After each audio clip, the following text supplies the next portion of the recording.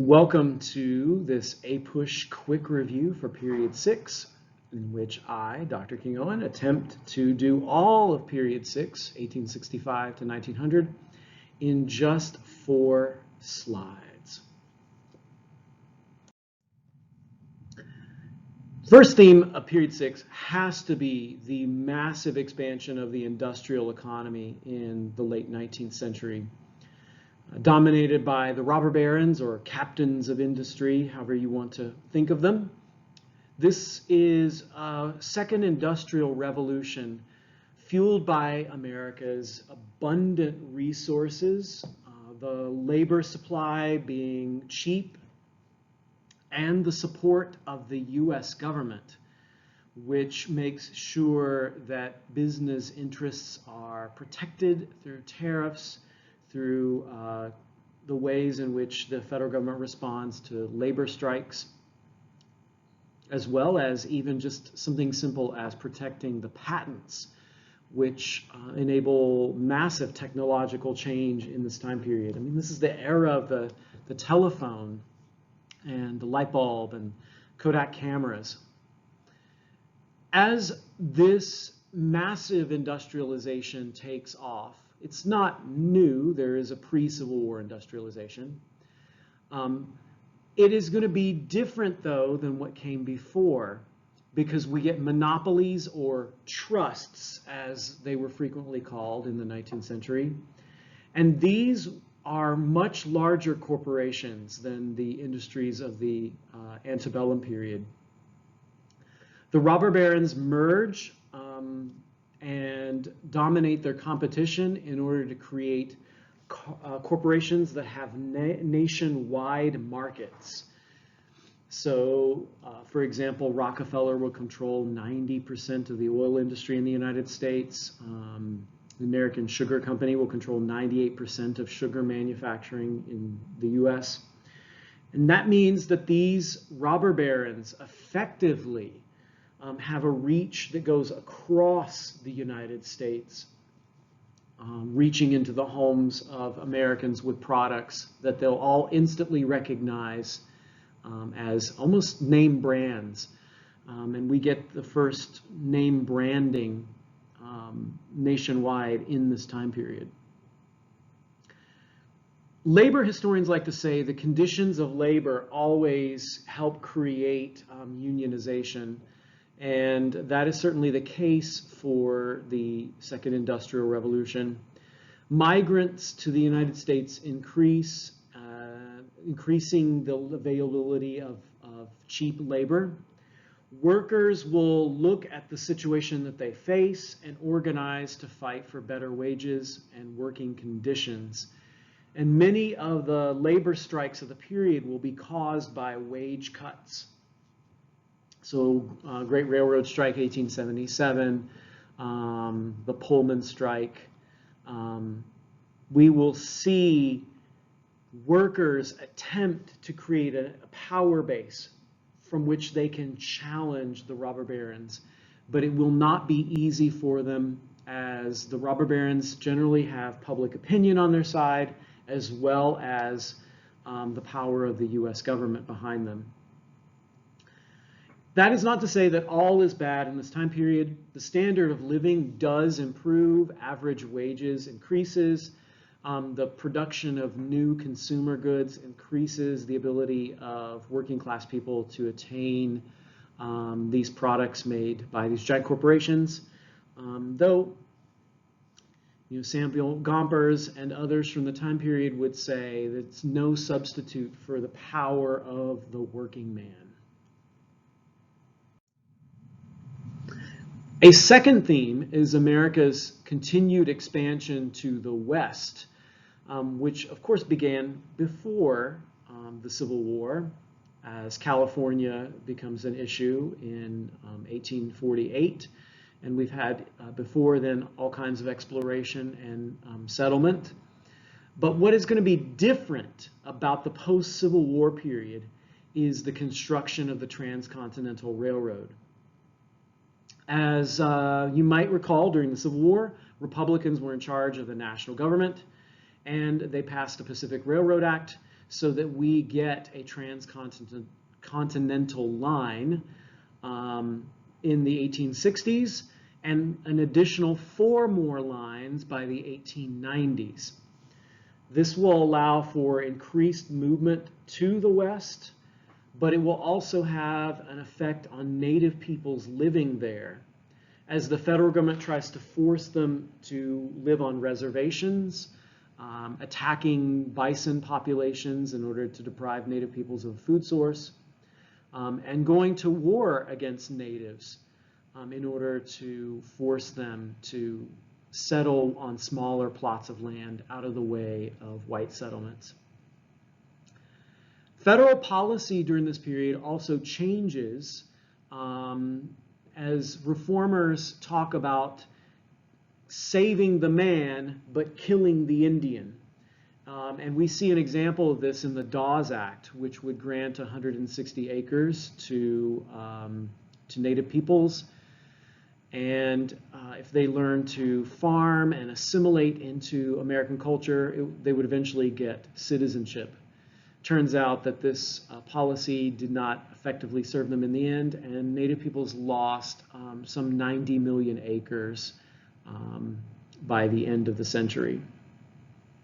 A second theme of this time period is what happens in the South, defeated during the Civil War, left in ruins, and left wondering exactly just what went wrong. How did we lose the Civil War? So a lot of Southerners place the blame on their lack of industrialization, that they need to catch up to the North. If only that they had had the industrial capacity of the North, they may have lasted longer. So the South tries to industrialize, mostly in extractive industries like timber, iron down in Birmingham, Alabama.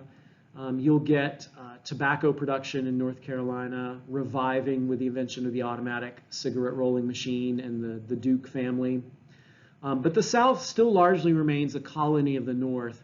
Northern investment brings money to the South. Northerners are driving some of the economic development. And many of the people of the South who go to work in the new textile mills remain just as poor as they did before the Civil War, when they were just ordinary yeoman farmers. For African Americans, the primary economic activity will be sharecropping on land that they don't own, that they rent, which will trap them in a cycle of debt forever and ever and ever. As they endure a new wave of Jim Crow racism, in which Southerners systematically segregate Black Americans from white society, separate railroad cars, separate drinking fountains, separate places to sit in the movie theaters.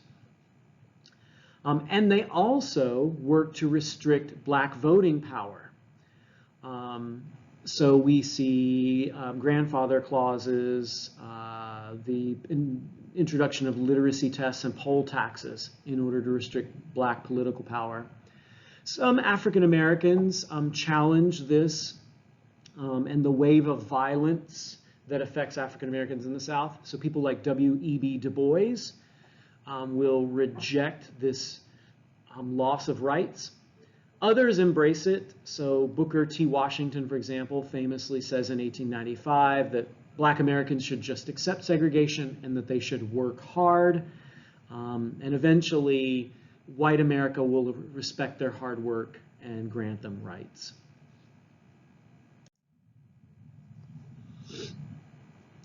A third theme of this era is intense debates over the meaning of wealth and economic power in the United States. Who has power, who doesn't have power, who's in charge of the money supply, who's in charge of the economy.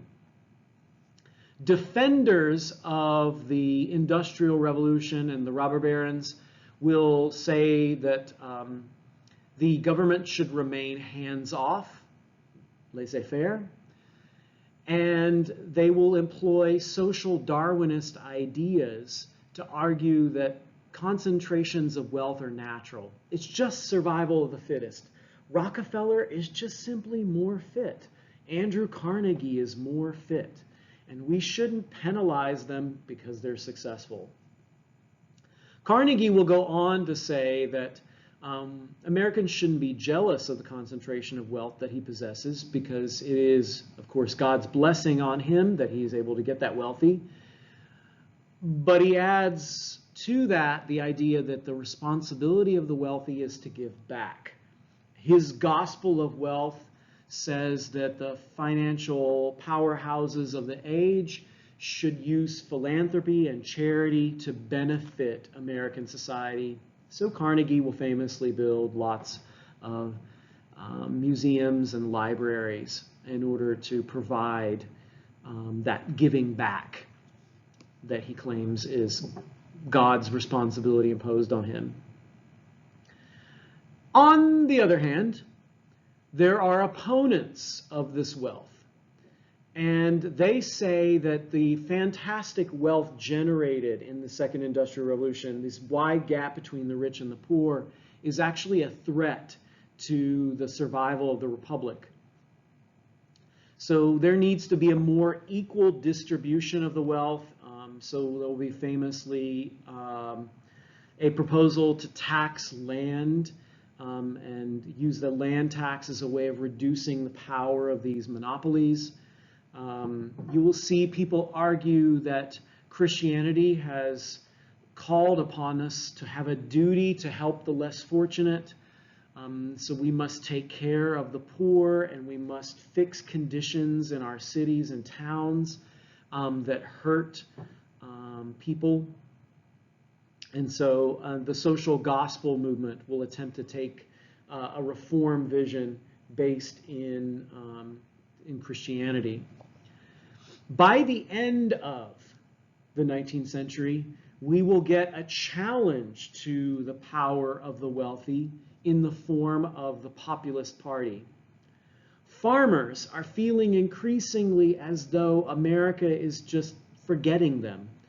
You know, the new powerhouse of the age is not the farmer, it's the industrial capitalist, the robber barons. Farmers are feeling squeezed and pinched by economic conditions, especially those who moved west and found that the West is not as great a place as they thought it would be.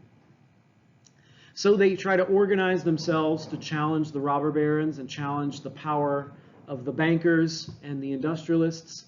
But eventually this populist party will not survive nationally. It will attempt in the 1890s, 1892, 1896, 1898 to take over, but will not be successful, as many people kind of are a little bit skeptical of the populist proposal for free silver, increase the coinage of silver. And the legacy then of the populists is to generate a lot of ideas to fix the system that will get put into place later by the progressives. So it's the populists famously who talk about direct election of senators, for example. Our fourth and final theme of period 6. Massive urbanization. America is becoming a place of cities.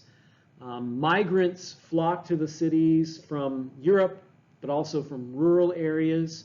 So urban areas grow pretty rapidly as these migrants are seeking jobs. They grow so rapidly that the cities are overwhelmed. They're dirty and nasty. They can't keep up with road building, with sanitation, garbage collection, clean water. So the cities are not safe places. There's actually a 300% increase in the murder rate in the late 19th century. But the cities are still a place of opportunity, places for work, for urban residents who will try to get an education and work in the field of social work. And this is especially important for middle-class women, like Jane Addams, for example, and other future progressive reformers. We know that cities provide places for people to seek out new identities for themselves. So urban areas become enclaves for gay and lesbian Americans who can be more open or more who they are than they were able to be in their small towns. Migration is a huge part of the growth of these cities, and the migrants from this time period are largely from Southern and Eastern Europe by 1900. So they are quite different than the Germans and the Irish who came before. The migrants tended to cluster together in the same places inside of cities, so these ethnic enclaves. So they could be with people who speak their language, have their culture, share their food. That also does mean, though, that they are quite visible. Their newness is visible to nativists who worry that these migrants will not assimilate, they will not Americanize, they won't fit in. Nativism rises and surges in the late 19th century to protest the sort of wave of migrants who might be seen as a threatening force to overwhelm American life. Because cities grow so rapidly and haphazardly, they become places for corruption. It's particularly easy to steal and abuse the system when it's so large that it's hard for anybody to keep watch on all the parts of it. So urban political bosses like New York City's boss Tweed gain power. They very often enroll migrants into their political party and say to them, hey, in exchange for voting for me, I will make sure you have a job. I'll make sure to take care of you just as long as you keep sending votes my way. So these urban political bosses, in some ways, provide the first forms of social welfare in cities, though it's a corrupt quid pro quo that they're engaging in here. And eventually, these urban political bosses will be brought down by the progressive movement, which will try to make cities safer, cleaner, more efficient, and less corrupt. That has been our look at period 6, massive industrialization, expansion to the west, debates over wealth, and urban growth are the 4 big themes of this time period.